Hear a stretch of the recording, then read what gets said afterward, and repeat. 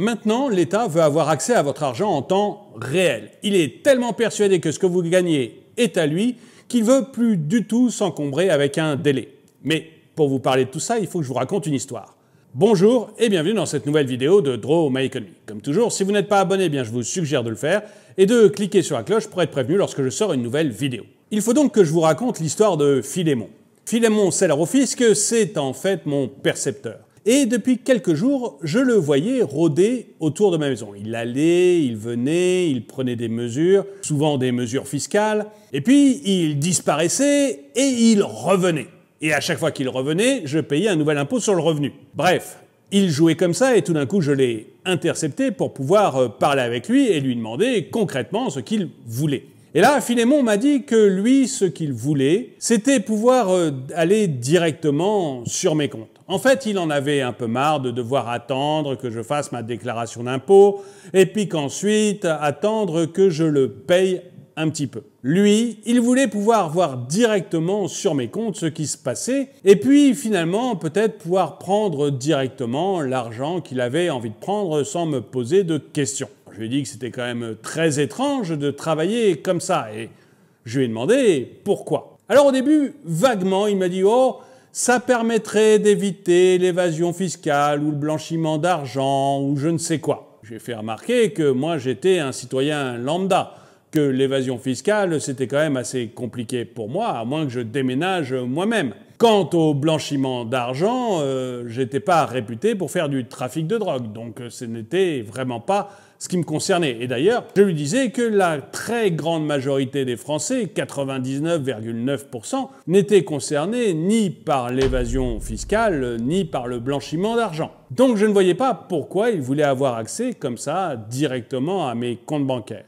Et là, Philémon a peut-être été un peu plus honnête avec moi. En fait, il m'a raconté que la dette qu'avait l'État devenait de plus en plus importante et qu'en plus, ils avaient commis l'imprudence d'indexer une partie de cette dette sur l'inflation. Et comme l'inflation arrivait de plus en plus forte, eh bien, il avait extrêmement peur de se retrouver avec des frais à payer gigantesques. En fait, il m'a même dit qu'en 2023, les intérêts de la dette allaient devenir quasiment le premier budget de la France, à égalité avec l'éducation nationale. Et encore si tout se passait bien, parce que si les taux d'intérêt augmentaient que d'1 seul %, eh bien finalement le remboursement des intérêts de la dette allait devenir encore plus cher que l'éducation nationale. Bref, Philémon m'a avoué qu'il avait envie d'avoir accès à mes comptes bancaires pour pouvoir se servir plus facilement en cas de besoin. En fait, mon percepteur voulait m'imposer sa volonté. Mais là, j'ai été aidé par un organisme dont je ne soupçonnais même pas l'existence. La DINOM, la Direction interministérielle du numérique. Pour pouvoir aller voir dans mes comptes bancaires, Philémon a dû demander l'autorisation à la DINOM. En fait, la DINOM a utilisé deux arguments. La première, c'est qu'il n'y avait eu aucun débat parlementaire à ce sujet. En fait, c'était juste Philémon qui faisait ça un peu en loose day. Et puis ensuite, il fallait quand même demander l'autorisation de la CNIL. Bref, la DINOM a refusé l'accès à mes comptes bancaires à Philémon. Merci, la DINOM. Alors, le patron de la DINOM, c'était Benny. Béni soit-il. Et forcément, eh bien, Benny et Philémon étant des forts caractères, ils ont commencé à se battre pour savoir qui aurait raison. Et qui a gagné à votre avis? Philémon. Oui, parce que 2 mois après que la DINOM ait dit non au fisc pour pouvoir aller voir l'intégralité de vos comptes bancaires en temps réel, eh bien le patron de la DINOM a été viré. Et il a été remplacé par quelqu'un qui sera probablement plus souple avec Bercy. Alors après sa bagarre et son triomphe vis-à-vis de Benny, Philémon est revenu me voir, tout sourire. Et il m'a dit de surtout pas m'inquiéter, qu'en fait tout ce qu'il avait demandé à la DINOM, c'était la possibilité d'avoir le solde de mon compte bancaire ainsi que le nombre d'opérations qu'il y avait eu.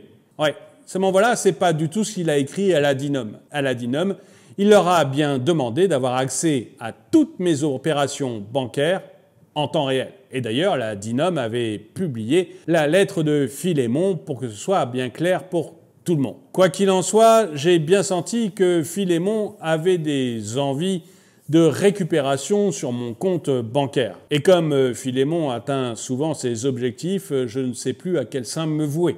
Je suis même allé voir un prêtre. Je lui ai dit « Mon père, payez pour moi ».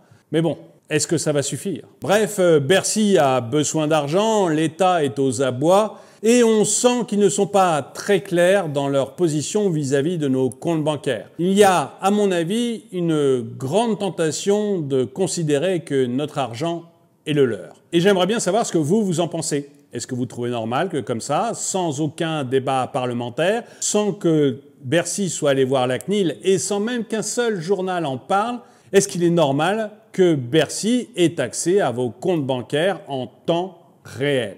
Ou est-ce que vous trouvez, comme moi, que c'est extrêmement louche et que décidément, plus ça va et plus l'État a l'impression que ce que vous avez est à lui?